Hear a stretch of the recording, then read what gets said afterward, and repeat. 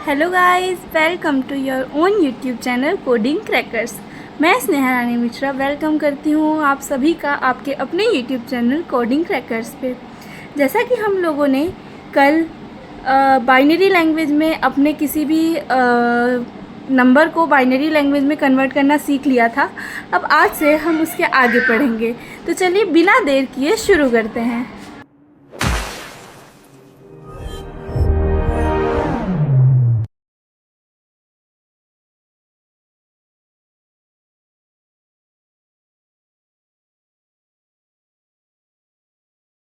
तो guys, I thought आपको size visible होगा। तो यहाँ पे जो भी हमने कल पढ़ा था वहाँ यहाँ पे आपको दिख रहा है। कल हमने किसी भी नंबर को बाइनरी नंबर में कन्वर्ट करना सीखा था। यहाँ पे मैंने आपको एक होमवर्क भी दिया था 250 का। यहाँ पर मेरे को भरोसा है कि आप लोगों ने इतना तो कर ही लिया होगा। अगर नहीं किया है, अगर नहीं समझ आता है, तो जैसा कि मैंने आपको कहा था कि हम पहले वाले का सॉल्यूशन देखेंगे तभी आगे बढ़ेंगे। तो यहाँ पर मैं आपको इसका सॉल्यूशन बताती हूँ। अगर यहाँ पे मैं 2 को, 8 को, 16 को, 32 को, 64 को और 128 को ऐड करूंगी तो यहाँ पे मेरे पास 250 आ जाएगा। जैसा कि मैंने आपको कल भी बताया था कि कैसी ट्रिक है।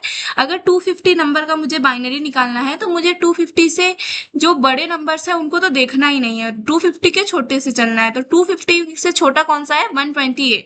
128 से छोटा 64। इन दोनों को ऐड करने पे हमारे पास आ जाएगा 192। 192 के बाद 32।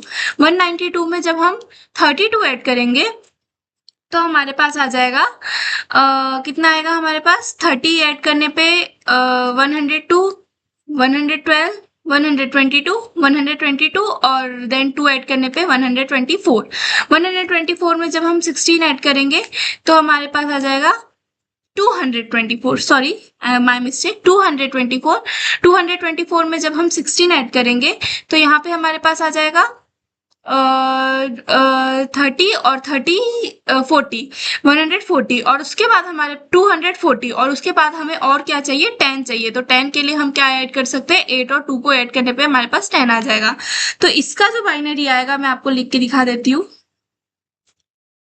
0 1 1 नहीं, 0 1 0, मिस्टेक, 1 1 1 और यहाँ पे भी 1। तो इसका जो बाइनरी आएगा उसको हमको लिखना है ऑपोजिट डायरेक्शन में। तो इसका जो बाइनरी होगा वो होगा 1 1 1 1। कितने बार है? 1 2 3 4 5 टाइम्स 1, 0 1 0। ये होगा 250 का बाइनरी। ठीक है। अब बात करें अगर कि हम हाईएस्ट नंबर इसमें कितना लिख सकते हैं। कंप्यूटर के भी कुछ लिमिट्स होती है, वो उस लिमिट के आगे नहीं बढ़ सकता। तो जब हम इन बिट्स की बात करते हैं तो यहाँ पे इसकी भी कुछ लिमिट होती है। कंप्यूटर की भी अपनी कुछ लिमिट्स होती है, वो उसी लिमिट्स तक अपना जो नंबर है वो बाइनरी में कन्वर्ट कर पाता है। तो यहाँ पे अगर मैं इस सिस्टम पे मैं बात करूं कि बाइनरी कितना हाईएस्ट नंबर ये कैलकुलेट कर पाएगा, तो इसका हाईएस्ट नंबर है कि ये हाईएस्ट कहाँ तक कैलकुलेट कर पाएगा? 32,768। तो ये 32,768 तक ही ये जो सिस्टम जो मैं आपको बता रही हूँ यहाँ तक नंबर रीड कर पाएगा।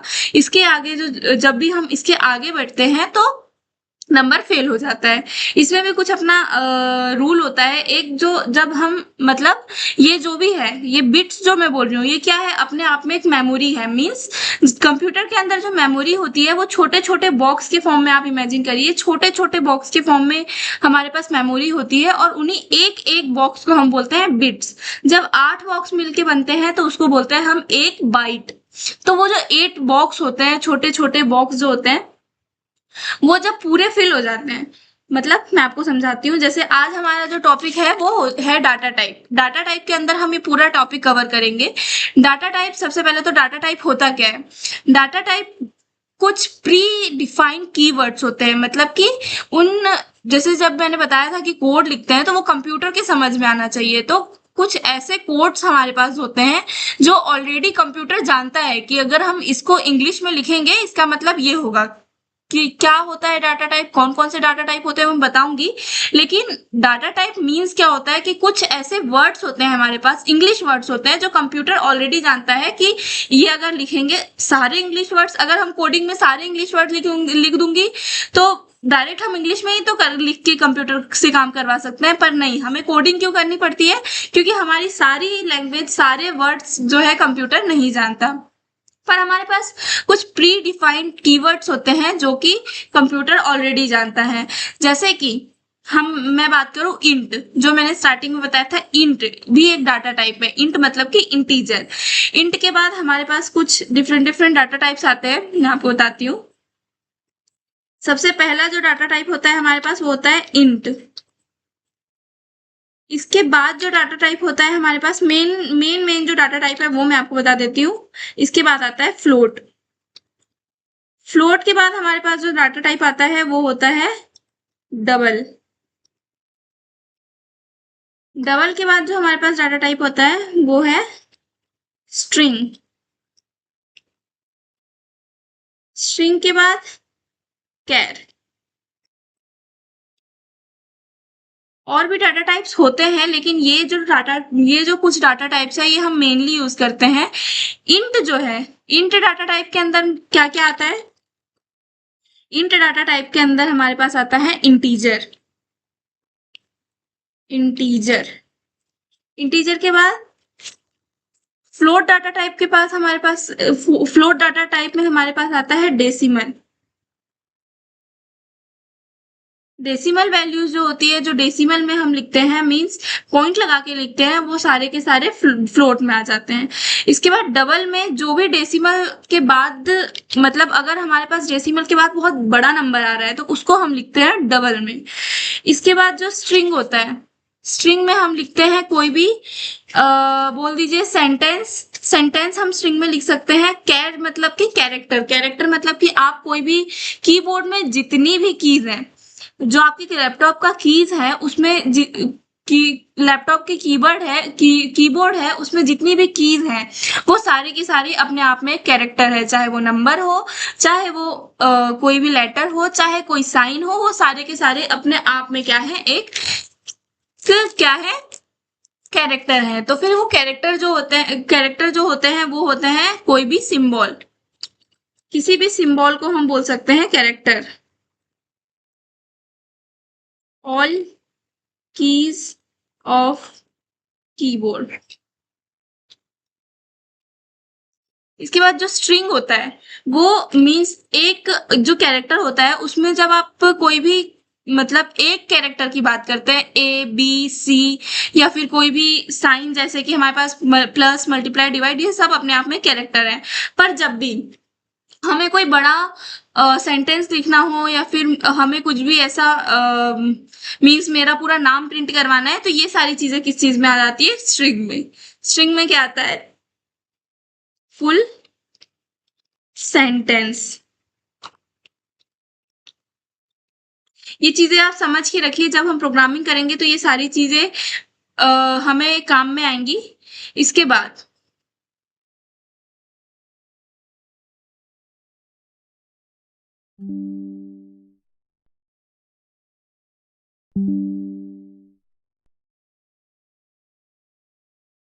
जो हमारा इंटीजर होता है, जब भी हम कोई इंटीजर लिखते हैं तो वो कंप्यूटर में कितनी मेमोरी एलोकेट करता है? तो जब भी हम कोई इंटीजर लिखते हैं तो हमारे कंप्यूटर में कोई भी इंटीजर 2 बाइट की मेमोरी कंज्यूम करता है। 2 बाइट मतलब कि 16 बिट्स। एक बाइट में कितने बिट? 8 बिट। तो 2 बाइट में कितने बिट? 16 बिट्स। उसके बाद जब भी हम डेसिमल की बात करते हैं तो डेसिमल क्या करता है? 4 बाइट्स कंज्यूम करता है। 4 बाइट्स कंज्यूम करता है। 4 बाइट्स मतलब कि 4 बाइट्स मतलब कि 8 से डिवाइड कर दो, मल्टीप्लाई कर दो, 8 4 जा 32 बिट्स। 32 बिट्स मतलब कि जो मैंने जैसे कि आपको बताया कि जो कंप्यूटर की मेमोरी होती है वो छोटे छोटे बॉक्सेस के फॉर्म में आप इमेजिन कर सकते हैं। तो जो अगर हम एक डेसिमल नंबर लिखते हैं तो वो क्या करता है, कंप्यूटर के अंदर 32 बिट्स कंज्यूम कर लेता है। इसके बाद हम बात करते हैं डबल की। तो डबल जो होता है वो हमारे कंप्यूटर में 8 बाइट्स कंज्यूम करता है। कितनी बाइट्स? 8 बाइट्स। 8 बाइट्स। 8 बाइट्स के बाद हम स्ट्रिंग पढ़ेंगे। स्ट्रिंग का पूरा एक टॉपिक होता है अलग से, मैं पूरा स्ट्रिंग टॉपिक पढ़ाऊंगी, तो इसको हम अभी के लिए छोड़ते हैं। हम कैरेक्टर की बात कर लेते हैं। तो कैरेक्टर भी जो है वो हमारे कंप्यूटर में 1 बाइट कवर करता है। 1 बाइट कवर करता है हमारे कंप्यूटर में क्या? Character data type. जो कैरेक्टर होता है उसमें क्या आता है? कोई भी सिंबल हो वो हमारे कैरेक्टर में आता है। अब मैं आपको बताती हूँ कि इसको इनिशियलाइज कैसे करते हैं। जैसे कि मैं कोई प्रोग्राम लिख रही हूँ, सबसे पहले मैंने आपको कल सिंटैक्स बता दिया था, हैश इंक्लूड, ये वाले सिंबल के अंदर stdio.h। एक मिनट, ये शायद विजिबल नहीं हो पा रहा होगा अच्छे से। मैं एक बार इसका जो स्ट्रिप है इसको डार्क कलर कर देती हूँ ताकि आपको अच्छे से विजिबल हो पाए।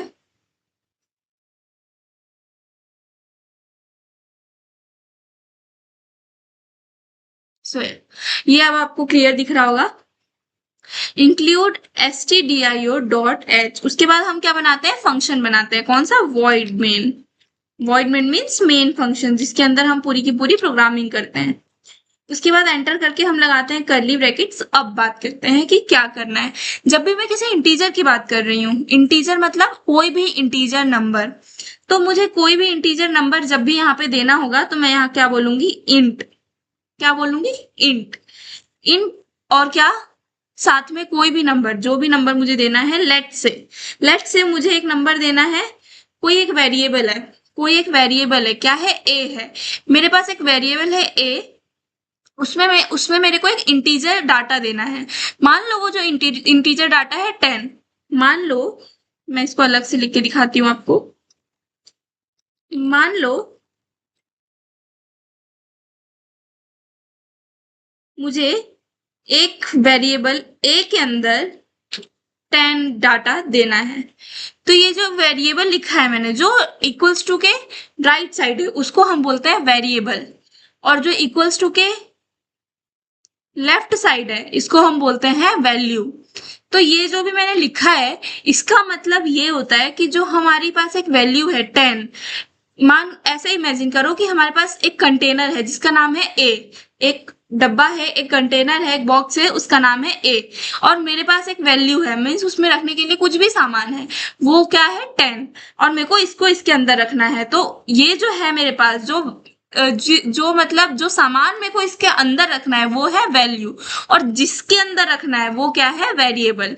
तो यहाँ पे हमारे पास ए जो है वो वेरिएबल है और 10 जो है वो है वैल्यू। तो अब मेरे को बताइए कि ए मतलब क्या है? ए की वैल्यू क्या है? 10 है। ए की वैल्यू 10 है। अगर मैंने ये स्टेटमेंट कहीं भी लिख दिया, इसका मतलब ये होता है कि अब जहां भी मुझे ए दिखेगा वहां पे मैं ए एज्यूम नहीं करूंगी, वहां पे मैं ए देखते ही मैं समझ जाऊंगी कि ये ए नहीं 10 है, क्योंकि हमने ए को इनिशियलाइज, इसको क्या बोलते हैं? इनिशियलाइज करना। मीन्स हमने कोई वेरिएबल तो दे दिया लेकिन अब हम उसकी वैल्यू पुट कर रहे हैं, तो इसको बोलते हैं कि ए को मैंने क्या कर दिया? इनिशियलाइज कर दिया। किससे इनिशियलाइज किया? 10 से। तो अब जहां भी मुझे पूरे प्रोग्राम में ए लिखा हुआ दिखेगा वहां मैं समझ जाऊंगी कि ये ए नहीं है, ये है 10। अब बात कर लेते हैं, तो ए जो है वो क्या है? 10। तो वो क्या है? 10 क्या होता है? एक इंटीजर। तो यहाँ पे मैं लिख सकती हूँ, कोई भी एरर नहीं आएगा, मैं आपको कंपाइल करके दिखाऊंगी। ए इज इक्वल्स टू 10। ये तो हमने कंप्यूटर को समझाने के लिए लिखा है, तो ये जो चीज है ये ना तो मतलब ना तो हमें कोई आउटपुट देगी, क्योंकि ना हम इससे कुछ प्रिंटिंग करवा रहे हैं, हम इससे कुछ काम करवा रहे हैं। हमने तो बस कंप्यूटर को खुद से ये बता दिया है कि ए की वैल्यू आज से क्या हो गई? आज से ए की वैल्यू हो गई है 10। और जो ए की वैल्यू 10 है वो क्या है? इंटीजर टाइप है। कौन सा टाइप है? डाटा टाइप, जो मैंने आपको बताया उसको हम, ये जो डाटा टाइप होगा इसका कौन सा टाइप होगा? इंटीजर टाइप, क्योंकि हम ए की वैल्यू में क्या, ए में किसकी वैल्यू डाल रहे हैं? कौन सी वैल्यू डाल रहे हैं 10, जो कि अपने आप में एक इंटीजर है। अब मैं इसको कंपाइल करके दिखाती हूँ।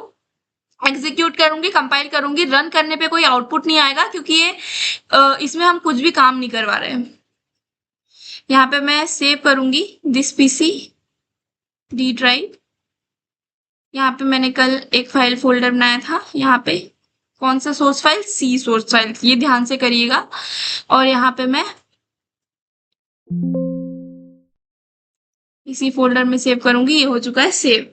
अब मैं करूंगी इसको कंपाइल, एग्जीक्यूट, कंपाइल। ये कंपाइल हो रहा है, देख सकते हो यहाँ पे पूरा लिखा हुआ आ जाता है, एरर 0 है, वार्निंग भी 0 है। मतलब अगर एरर मीन्स ये होता है कि एरर कुछ भी गलत नहीं है, वार्निंग मीन्स क्या होता है कि ये जो आपने लिखा है ये कंप्यूटर काम तो कर रहा है, इस पे कुछ एरर तो नहीं दे रहा है, लेकिन जो आपने लिखा है वो कहीं ना कहीं आगे जाके गलत हो सकता है, या फिर इसकी जगह आप इससे बेहतर भी कुछ अच्छा लिख सकते हो। ये धीरे धीरे हम समझेंगे कि बेहतर, या फिर मतलब जैसे मान लो कि कोई भी प्रोग्राम है तो उसको आप बेफिजूल के लंबा खींचे जा रहे हो तो वहां पे वार्निंग आ जाएगा कि आप जो ये प्रोग्राम है इसको और शॉर्ट में आराम से कर सकते थे, तो आपने एक ही काम को बार बार करके कोई मतलब नहीं है। जैसे कि अगर हम कुछ कर रहे हैं यहाँ पे और मान लो कि दो नंबर का मैं सम करवा रही हूँ, वहां पे सम तो करवा लिया लेकिन मैंने उसको प्रिंट भी नहीं किया, कुछ यूज भी नहीं किया, तो ये कोई सेंस निकला इस प्रोग्राम का नहीं निकला ना, तो वहां पे हमारे पास आ जाएगी वार्निंग। उसके बाद मैंने ये इंटीजर की बात कर ली। अब मैं बात करती हूँ जो मेनली हमारे पास यूज होते हैं कैर की। कैरेक्टर, कैर मतलब कैरेक्टर, कैरेक्टर के लिए जो हम शॉर्ट फॉर्म यूज करते हैं, जैसे यहाँ पे इंटीजर के लिए हम इंट यूज करते हैं, वैसे ही कैरेक्टर के लिए यूज करते हैं कैर। कैर, कैर का नाम कुछ भी दे सकते हो, ए बी सी, या फिर मैं यहाँ पे कैर लिख रही हूँ, इससे मैं इजी टू लर्न के लिए CH दे रही हूँ। मुझे कैर के अंदर एक कोई भी सिंबल देना है तो इसको इनिशियलाइज करने का तरीका आप देख लीजिए। कैर वापस एक कंटेनर है और इस इक्वल टू के लेफ्ट साइड जो मैं लिखूंगी वो कैरेक्टर में रखी हुई है उसकी चीज है, मतलब कैरेक्टर के अंदर कौन सी चीज रखी हुई है मीन्स उसकी वैल्यू है। तो कैरेक्टर को हम कैसे इनिशियलाइज करते हैं, सिंगल कोट्स में लिखेंगे, सिंगल कोट्स में लिखेंगे जो भी आपको इसको इसमें वैल्यू देनी है। मीन्स मान लो मुझे वैल्यू देनी है S, तो मैंने यहाँ पे लिख दिया है। सेमी कॉलन लगाना बहुत जरूरी है, फुल स्टॉप नहीं लगाएंगे तो कंप्यूटर ये समझेगा कि यहाँ पे लाइन स्टार्ट तो की लेकिन खत्म कहाँ पे की, इसीलिए सेमी कॉलन लगाना बहुत जरूरी है। इसके बाद हम ये बात कर लेते हैं कि कंप्यूटर तो बाइनरी समझता है, तो फिर जो S है, नंबर तो हमने बाइनरी में कन्वर्ट कर लिया, लेकिन कोई भी कैरेक्टर या फिर कोई भी सिंबल, कोई भी अपना जैसे अल्फाबेट हो गया, तो ये कैसे कंप्यूटर सेव करता है। तो पहले क्या करता है कंप्यूटर, जो भी नंबर जो भी सिंबल हम दे रहे हैं उसका अपना अपना एक आस्की कोड होता है। आस्की मीन्स एक इंफॉर्मेशन टेक्नोलॉजी, या फिर मान लो कि एक रिसर्च हुई थी, रिसर्च में जो भी जितने भी सिंबल्स थे हमारे पास उसका अपना अपना एक कोड बना दिया गया। कंप्यूटर क्या करता है, जैसे ही वो नंबर या फिर जैसे ही वो सिंबल देखता है वो कंप्यूटर अपने आप ही उसको क्या करता है, अपने आस्की में कन्वर्ट कर लेता है, और आस्की में कन्वर्ट करने के बाद हमारे पास आ जाता है एक नंबर, आस्की कोड मतलब कि एक नंबर, वो नंबर आ जाता है और उसको फिर वो कंप्यूटर बाइनरी में कन्वर्ट कर लेता है। तो यहाँ पे मैं लिख के दिखाती हूँ आपको आस्की। आस्की इसका फुल फॉर्म होता है अमेरिकन स्टैंडर्ड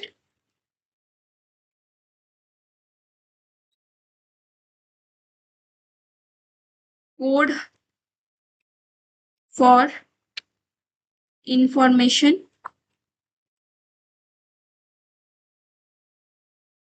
इंटरचेंज। ये होता है आस्की का फुल फॉर्म। क्या, आस्की का फुल फॉर्म। आस्की वैल्यू क्या होती है, कोई भी कोड, कोई भी सिंबल, जो भी हमारे कीबोर्ड में जितनी भी कीज है वो सारी की सारी अपने आप में एक कैरेक्टर है। वो कैरेक्टर कंप्यूटर कैसे समझेगा, कंप्यूटर तो सिर्फ बाइनरी समझता है, तो कंप्यूटर क्या करता है, सबसे पहले उन कैरेक्टर्स को कन्वर्ट करता है आस्की में, आस्की कोड में कन्वर्ट करता है, देन उसके बाद वो क्या करता है, उसको बाइनरी में कन्वर्ट कर लेता है। इसके बाद अब हो गई हमारी कैरेक्टर की बात। अब मैं बात कर लेती हूँ अपने फ्लोट की बात। फ्लोट मीन्स फ्लोट के लिए जो भी हमारा सिंबल होता है, जैसे इंटीजर के लिए हमने INT यूज किया था, कैरेक्टर के लिए हमने CHAR यूज किया है, वैसे फ्लोट के लिए यूज होता है FLOAT, और डबल के लिए भी DOUBLE, डबल ही पूरा यूज करते हैं। यहाँ पे मैं कुछ भी नाम रख सकती हूँ, CH ABCD, capital A small A। आज के कोड में मैं एक चीज बताना भूल गई हूँ कि जितने भी अल्फाबेट्स होते हैं हमारे पास, उन सबका भी अपना अपना एक आस्की होता है। सबसे पहले जो हमारे पास ए से स्टार्ट होता है उसका भी अपना कुछ आस्की होता है, और ए से लेके जेड तक कैपिटल लेटर्स का आस्की अलग होता है, स्मॉल लेटर्स का आस्की अलग होता है। कंप्यूटर कभी भी कैपिटल को और अगर मैं अभी फ्लोट लिख रही हूँ, अगर मैं यहाँ पे फ्लोट का F कैपिटल कर दूंगी, कंप्यूटर देगा एरर, क्योंकि कैपिटल का और स्मॉल का डिफरेंस बहुत ज्यादा होता है कंप्यूटर के लिए। कंप्यूटर स्मॉल को स्मॉल और लार्ज को लार्ज ही समझता है। यहाँ पे हमारे पास जो आस्की कोड्स होते हैं वो स्मॉल लेटर्स के लिए अलग होते हैं और कैपिटल लेटर्स के लिए अलग होते हैं। That's it. अब यहाँ पे मैं फ्लोट का एक नाम दे रही हूँ। लेट से वापस से मैं जैसे इंटीजर का नाम दिया था वैसे मैं फ्लोट का नाम दे दूंगी ए। और यहाँ पे मेरे को ये सिंगल कोट्स में लिखने की जरूरत नहीं है, जो भी मुझे इनिशियलाइज करना है मैं लिख सकती हूँ। लेट से 10.23, ठीक है। तो यहाँ पे हमारे पास ये आ गया एक फ्लोट नंबर। यहाँ पे भी ए जो है वो एक वेरिएबल है और 10.23 उस वेरिएबल में रखी हुई वैल्यू है। मतलब कि अब मुझे जहां जहां भी ए, इस पूरे प्रोग्राम में जहां जहां भी ए दिखेगा मैं समझ जाऊंगी कि वो ए नहीं है, 10.23 है। इसके बाद आगे बढ़ते हैं।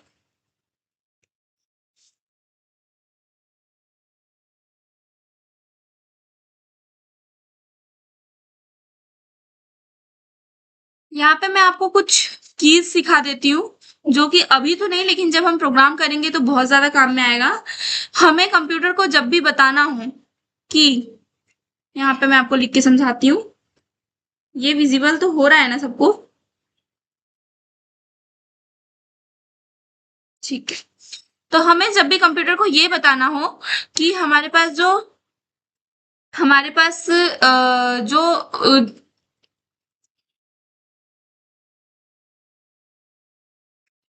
हमें जब भी कंप्यूटर को, चलिए मैं आपको यहाँ पे सबसे पहले कुछ कीवर्ड सिखा देती हूँ, कीज सिखा देती हूँ, जो कि कंप्यूटर जब भी हम प्रोग्रामिंग करेंगे तो बहुत काम आएंगी। छोटी छोटी चीजें हैं, कुछ 2-3 कीज हैं, वो मैं आपको बता देती हूँ। जब भी हम आगे प्रोग्रामिंग करेंगे तो वो बहुत काम आएंगे, अभी तो ये कुछ काम के नहीं लगेंगे आपको। जब भी हमें कंप्यूटर को ये बोलना होता है, जब प्रिंट करवाना तो मैंने आपको बता दिया कि प्रिंट करो, पर जब मान लो मुझे कुछ प्रिंट करना है और उसको अगले अगले लाइन में प्रिंट करना है, मींस मुझे प्रिंट करना है सबसे पहले लाइन में अपना नाम, दूसरे लाइन में मैं कहाँ रहती हूँ, या फिर लेट से सबसे पहले लाइन में अपना नाम प्रिंट करना है, दूसरे लाइन में मुझे अपना चैनल का नाम प्रिंट करना है, और तीसरे लाइन में मुझे आज की डेट प्रिंट करनी है। तो मैं लाइन चेंज कैसे करूंगी? या तो मैं ये करूँ, लेट्स से मैं आपको प्रैक्टिकल करके दिखाती हूँ। मुझे यहाँ पे प्रिंट करना है, प्रिंट एफ लिखते हैं, ध्यान होगा। नहीं ध्यान है तो बहुत बड़ा फॉल्ट है आप लोगों का। कॉपी पेन लेके बैठिए, मैं आपको बार बार बोल रही हूँ, डायरेक्ट सुनने से कुछ नहीं होगा। अगर आपके पास सिस्टम नहीं है तो आप कॉपी पेन लेके बैठिए, और अगर सिस्टम है तो फिर तो कोई बात ही नहीं है, सिस्टम खोलिए और उस पे करने बैठिए, तभी हो पाएगा। प्रिंट एफ, क्योंकि ये चीजें ऐसी है कि आप रट के याद नहीं कर सकते हो, आपको समझ के ही करना पड़ेगा। आज आप ये प्रोग्राम बना रहे हो, कल आपको दूसरा प्रोग्राम बनाना पड़ेगा। अगर आप रट लोगे आपको दूसरे प्रोग्राम का लॉजिक कभी भी समझ नहीं आएगा। यहाँ पे मुझे प्रिंट करना है स्नेहा रानी मिश्रा, ठीक है। यहाँ पे मैंने क्या गलत किया, एक सेमी कॉलन नहीं लगाया। इसके बाद मुझे प्रिंट करना है, आप लोग ऐसा मत करिएगा, मैं कर रही हूँ। Ctrl+C मीन्स कॉपी करके मैं यहाँ कर रही हूँ पेस्ट, आप लोग लिखिएगा। दूसरे में मुझे प्रिंट करना है चैनल का नाम, मीन्स कोडिंग क्रैकर। इसके बाद मुझे प्रिंट करना है आज की डेट। आज की डेट क्या है? 1 जुलाई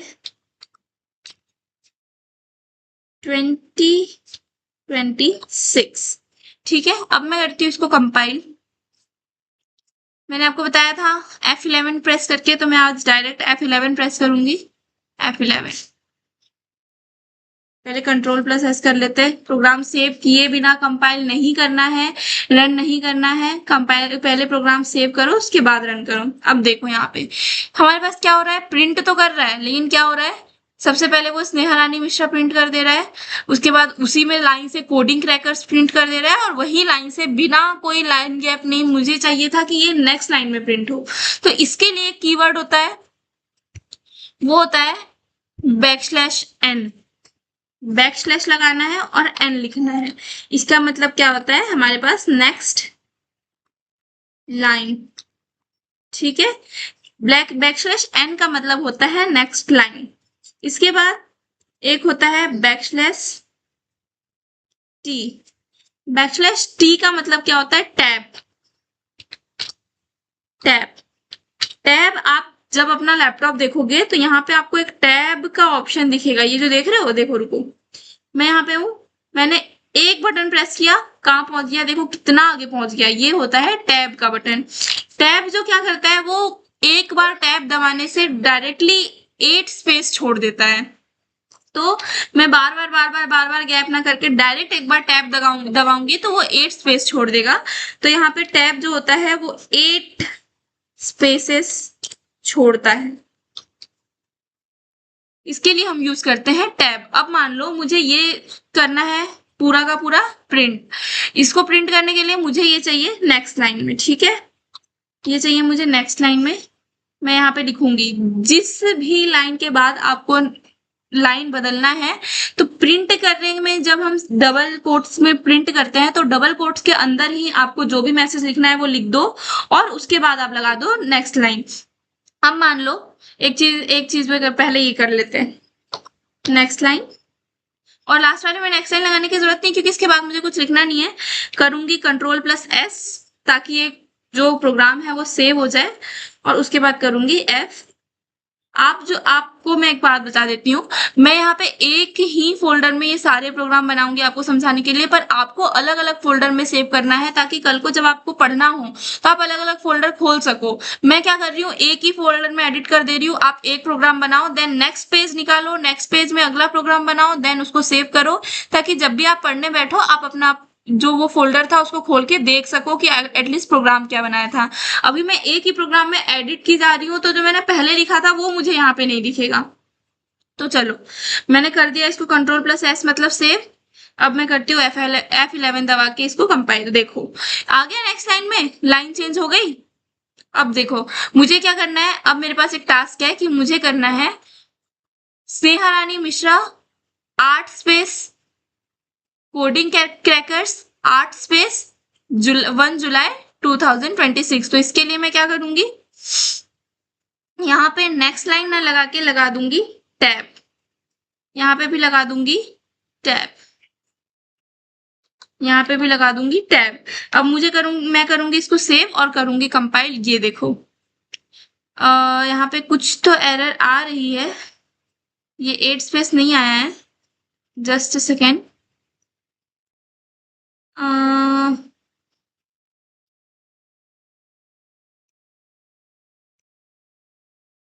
टैब लगाया, कंट्रोल+S F11।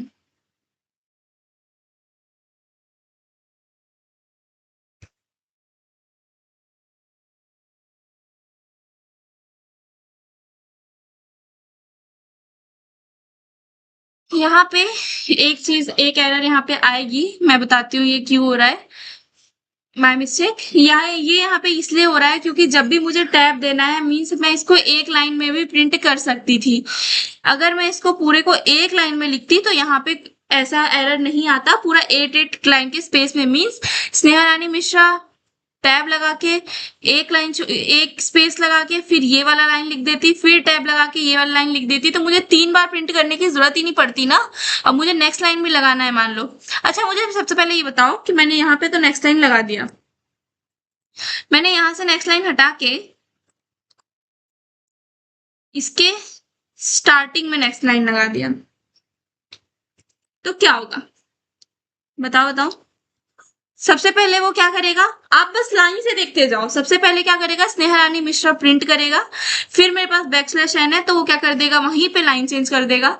फिर अगली बार आएगा प्रिंट एफ करेगा, कोडिंग क्रैकर्स, उसके बाद कोई भी बैकस्लैश एन नहीं है तो वो लाइन से ही रहेगा। उसके बाद वो रीड करेगा प्रिंट एफ क्या, बैकस्लैश एन, अब उसको यहाँ पे क्या मिल गया, बैकस्लैश एन, तो वापस यहाँ पे लाइन चेंज कर देगा, फिर प्रिंट करेगा 1 जुलाई 2026। मैं इसको सेव करके रन करके दिखाती हूँ।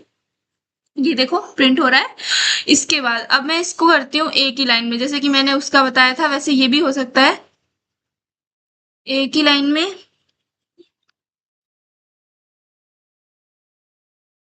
ठीक है, अब इसको भी मैं एक लाइन में ले आती हूँ। ठीक है, अब मैं इसको कर देती हूँ, इसको मैं हटा देती हूँ। अब मैं इसको करती हूँ सेव और करती हूँ कंपाइल। ये देखो नेक्स्ट लाइन में आ रहा है, तो मुझे 3 प्रिंट एफ लगाने की जरूरत पड़ी क्या, यहाँ पे कोड बे मतलब के लंबा हो रहा था, अब हो रहा है कि लंबा नहीं हो रहा है। तो यहाँ पे आपको ये नेक्स्ट लाइन और टैब का मतलब समझ आ गया होगा। मैं टैब लगा के दिखाती हूँ आपको।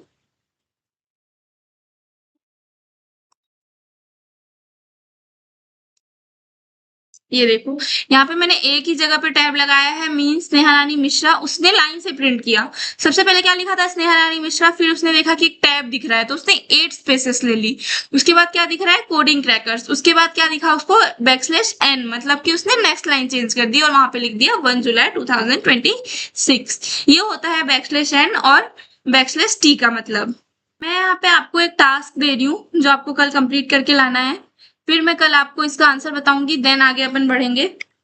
यहाँ पे आपको सबसे पहले आपको अपना नाम प्रिंट करना है, नेम प्रिंट करना है।